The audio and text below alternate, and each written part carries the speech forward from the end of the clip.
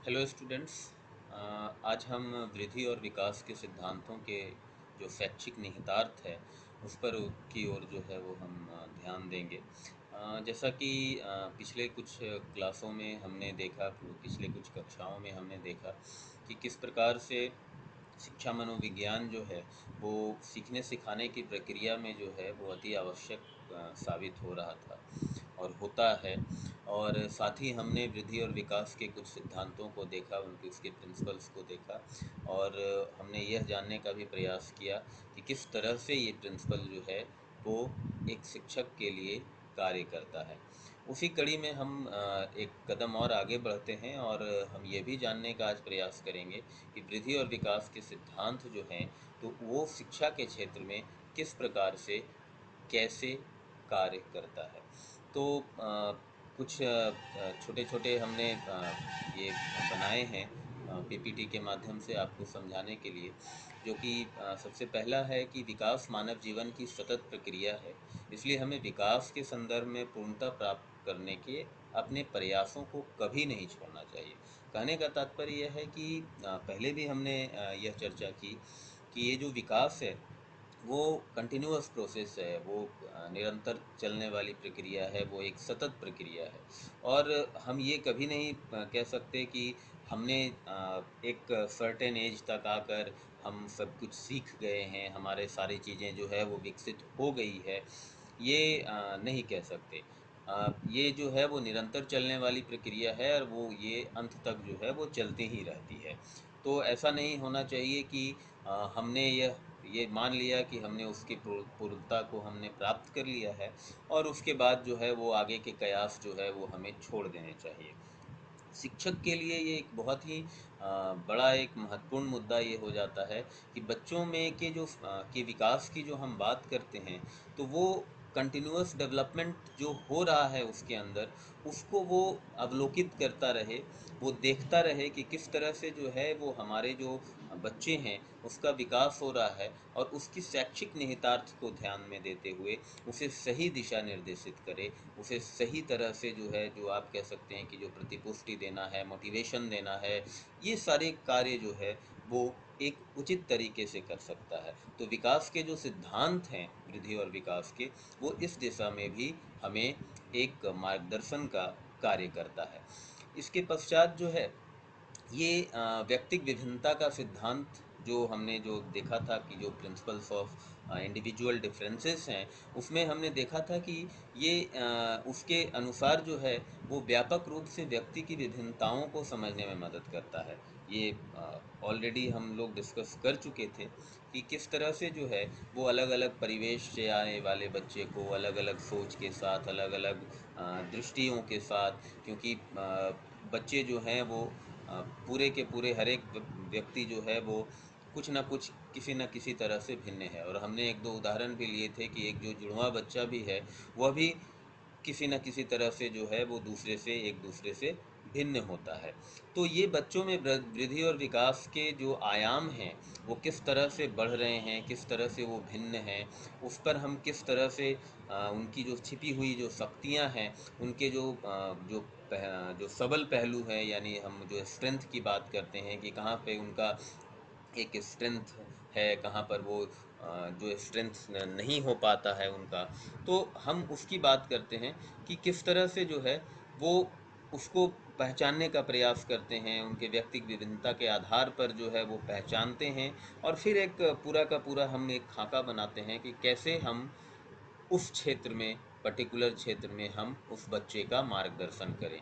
और एक शिक्षक के लिए ये बहुत ही आवश्यक हो जाता है, नितांत आवश्यक हो जाता है कि अगर कोई बच्चा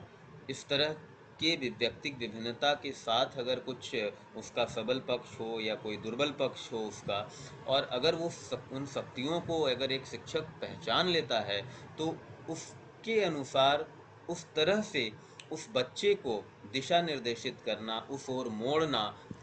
मोड़ने का काम वो आसानी से कर सकता है, उसका मार्गदर्शन आसानी से कर सकता है। तो इस तरह से हम कह सकते हैं कि जो व्यक्तिक विभिन्नता का जो सिद्धांत है वो हमें एक बालक को, एक बच्चे को जो है वो सही दिशा दिखाने के लिए भी कार्य करता है। इसके साथ ही दूसरा एक सिद्धांत है कि जो डेवलपमेंट जो पैटर्न बनने की जो बात आती है, तो उसके लिए ये पैटर्न या प्रवृत्ति जो है उसका सुझाव देता है कि वृद्धि और विकास का जो ये सिद्धांत है कि बच्चों की उन्नति के लिए जो अपग्रेडेशन हो रहा है, तो उसका जो भी एक पैटर्न बन रहा है, एक के बाद एक उसकी जो भी चीज़ें देखने को मिलती है, तो उसके लिए हमें यह सही सुझाव प्रदान करता है। यह ज्ञान हमें यह जानने में भी मदद करता है कि किसी विशेष विकासात्मक स्तर पर उचित वृद्धि और विकास के संदर्भ में क्या उम्मीद की जा सकती है। यानी हम एक फ्यूचर पर्सपेक्टिव को हम देखते हैं कि हमने पिछले क्लास में भी डिस्कस किया था कि हम जो है भविष्यवाणी करते हैं, भविष्य के लिए जो है ये सोचते हैं कि इस बच्चे की रुचि किधर है, इस बच्चे का रुझान किधर है, किस ओर ये प्रवृत्त हो रहा है, तो उस ओर उचित दिशा में मार्गदर्शन हम लोग एक टीचर होकर, एक शिक्षक होने के नाते जो है वो प्रदान करते हैं। और एक टीचर जो है वो उस ओर जो है उसके विकासात्मक स्तर को उसी ओर जो है वो अग्रसित करता है। और उसी से के लिए जो है वो हम पर्यावरणीय अनुभवों को भी व्यवस्थित करके और इसे प्राप्त करने में जो है वो योजना बनाने के लिए अग्रसित करता है, उसमें यह मदद करता है कि एक शिक्षक जो है वो अगर किसी बच्चे का रुचि जिस तरफ हो, वृद्धि और विकास के क्षेत्र में जब वो पहचान जाता है, तो उस ओर जो है उस दिशा निर्देशित करता है, उस ओर उसे बढ़ने में मदद देता है। इसके साथ ही जो है वो जनरल से जो स्पेसिफिक रिस्पॉन्सेस वाला जो सिद्धांत जो था, सामान्य से विशिष्ट प्रक्रियाओं की ओर बढ़ने वाले जो सिद्धांत हैं, और साथ ही जो एकीकरण का जो सिद्धांत है, इंटीग्रेशन के जो प्रिंसिपल्स हैं, उसमें सीखने की प्रक्रियाओं को योजना बनाने एवं वृद्धि और विकास के संदर्भ में अधिकतम लाभ प्राप्त करने के लिए उपयुक्त ये जो है वो अनुभव और व्यवस्था करने में मदद करता है, सीखने के अनुभवों की व्यवस्था करने में मदद करता है। कहने का तात्पर्य यह है कि जब आप एक सीखने की योजना बनाते हैं या जो लर्निंग प्लान बनाते हैं या कक्षा कक्ष के लिए जो एक प्लान बनाते हैं, वहाँ पर आप प्लान किसी पर्टिकुलर स्टूडेंट के लिए नहीं बनाते हैं, वहाँ पर एज अ होल बनाते हैं। तो जब आप एज अ होल प्लान बना रहे होते हैं, तो वहाँ पर आपको ध्यान रखना होता है कि किस तरह से जनरल से स्पेसिफिक की ओर जो है वो हम क्रियाकलापों को लेकर जाएं। वहाँ पर आपको यह भी ध्यान रखना होता है कि किस तरह से सभी बच्चों को हम एकीकरण करें, इंटीग्रेशन उसका करें कि बच्चे जो हैं वो हर एक क्षेत्र से आ रहे हैं, हर एक अलग अलग समाज से आ रहे हैं, अलग अलग वातावरण से आ रहे हैं, अलग अलग इन्वायरमेंट से आ रहे हैं। तो वहाँ पर यह भी हमें मदद करता है, इस तरह के सिद्धांत हमें यह मदद करते हैं कि उनको हम एक जगह, एक छत के नीचे, एक क्लास में एक सही प्रगति के साथ, एक सही दिशा के साथ जो है वो सीखने में जो है वो मदद हम प्रदान कर सकते हैं। इसके साथ था इंटर रिलेशन एंड इंटरडिपेंडेंस वाले जो प्रिंसिपल की जो हम बात करते हैं, यानी अंतर संबंध और अन्योन्याश्रय का जो सिद्धांत है, इससे हमें बच्चों के व्यक्तित्वों के सर्वांगीण विकास के लिए शुरुआत से ही प्रयास करने का निर्देश देता है। यानी ओवरऑल डेवलपमेंट की ये बात कर रहा है कि किस तरह से जो है वो ये दो सिद्धांत एक दूसरे के इंटर रिलेशन और इंटरडिपेंडेंस की बात करता है, और यह पूरी तरह से जो है ओवरऑल डेवलपमेंट जो है वो उसकी ओर जो है वो अग्रसित करता है। और एक चीज़ और इसमें यह भी बताता है, और एक तरह से कहिए कि ये हमें वार्न करता है कि विकास के किसी एक पहलू पर अगर कोई शिक्षक जो है वो ज़्यादा ध्यान दे रहा है, ज़्यादा वो बता रहा है, समझा रहा है, और दूसरे पहलू को वो नज़रअंदाज कर दे रहा है, हतोत्साहित कर रहा है, प्रोत्साहित नहीं कर रहा है, तो यहाँ पर जो है वो कहीं ना कहीं उस बच्चे के विकास में, और आगे जाकर अभी तुरंत प्रभाव में नहीं समझ में आता है, आएगा, बट आगे जाकर जो है उसे ये प्रॉब्लम का सामना करना पड़ सकता है। यानी कहने का तात्पर्य यह है कि अगर बच्चा है तो हर तरफ से उसे फ्री छोड़ दें विकसित होने के लिए, हर तरफ से वो जो जनरल जो डेवलपमेंट के जो स्पीड हैं, फेज़ हैं, वहाँ वो चलने के लिए आप उसे छोड़ें। किसी एक विशेष पहलू को विकास के प्रोत्साहित को अगर आप कर देंगे, तो उससे दूसरा पहलू जो है वो कहीं ना कहीं अछूता रह जाएगा, और आप उस बच्चे को की समझ या उस बच्चे के जो ग्रोथ हैं या उस बच्चे के जो डेवलपमेंट हैं, उसमें जो है वो उसे मदद नहीं मिलेगी, उसे वहाँ पर हानि का सामना करना पड़ सकता है। इसके साथ ही साथ जो हम लोगों ने विकासात्मक दिशा के जो सिद्धांत हमने जो देखे थे, जो कि सेफेलो कैडुअल एंड प्रॉक्सिमो डिस्टल के जो सिद्धांत थे, इसे हमें प्रवृत्तियों की प्रकृति के अनुसार युवाओं को बढ़ने और सही दिशा में विकसित करने के लिए उपयुक्त सीखने के अनुभवों, प्रक्रियाओं और पर्यावरणीय माहौल की व्यवस्था करने में मदद करता है। यानी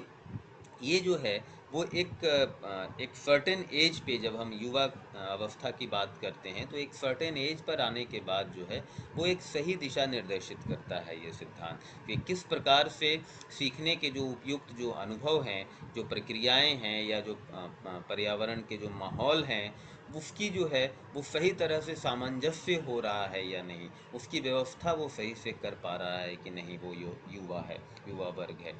तो इस तरह से जो बच्चे हैं, और जब वो धीरे धीरे जब वो बड़े हो रहे हैं, और बड़े होने के बाद ये जो दिशा का जो सिद्धांत है, विकासात्मक दिशा के जो सिद्धांत है, ये उन प्रवृत्तियों के अनुसार जो है वो सही दिशा निर्देशित करते हैं विकास के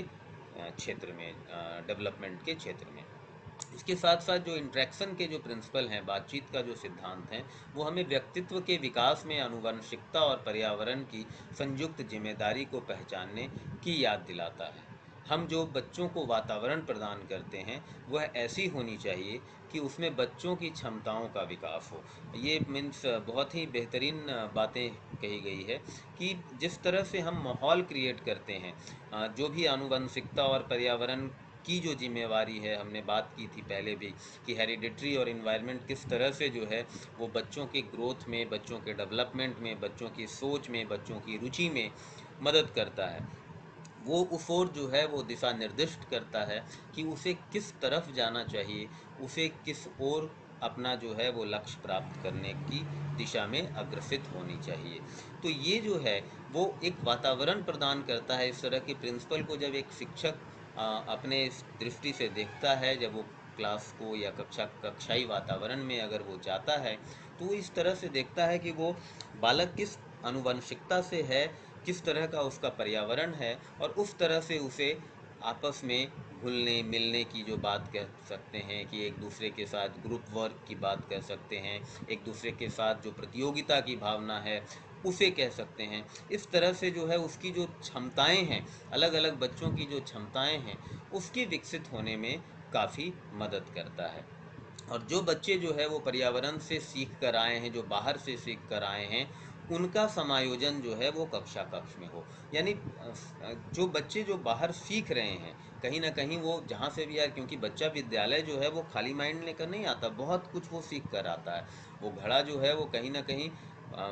पूरा अगर आप ना कहें तो खाली भी आप उसे नहीं कर सकते। वो आधा से ज़्यादा जो है वो पहले से ही भरा रहता है, अपने वातावरण से वो बहुत कुछ सीख कर आता है। वो उसके पास जो है वो वोकेबलरी रहती है, उसके पास जो है वो देखने समझने सुनने की क्षमता रहती है, आसपास के वातावरण से वो बहुत सारी ऐसी चीज़ें सीख कर आता है।